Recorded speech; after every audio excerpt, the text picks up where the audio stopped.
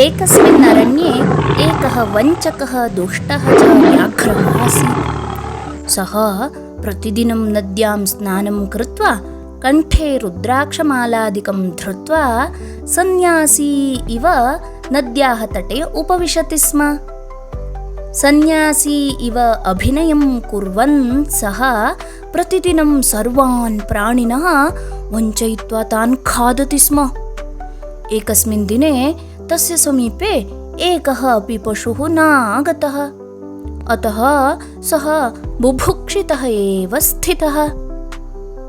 सः एकम् उपायं कृत्वा एकं सुवर्णस्य कङ्कणं हस्ते गृहीत्वा आगच्छन्तु आगच्छन्तु, यः कोऽपि सुवर्णस्य कङ्कणं प्राप्तुमिच्छति चेत् मम समीपे अस्ति, अहं ददामि।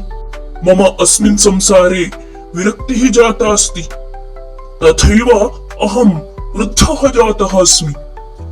चलने अपि मम सामर्थ्यं नास्ति, अतः अहं मांसाहारादिकं त्यक्त्वा मम समीपे विद्यमानं सुवर्णं सर्वं दानं कृत्वा मोक्षं प्राप्तुमिच्छामि।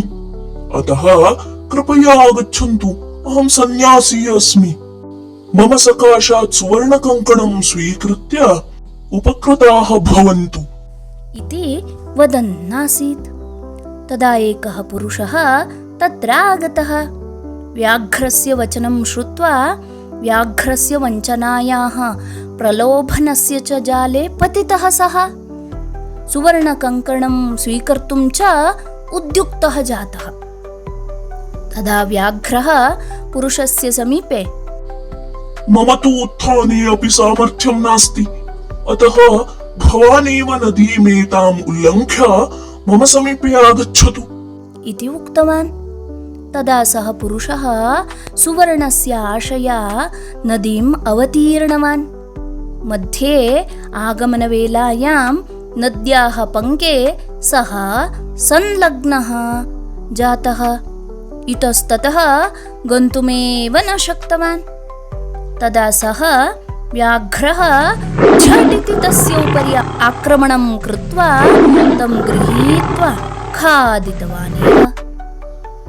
बालाः ज्ञातवन्तः खलु, अतः जीवने कदापि लोभः न कर्तव्यः।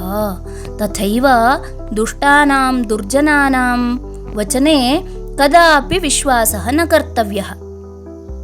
अवगतवन्तः खलु? अस्तु तर्हि पुनः मिलामः।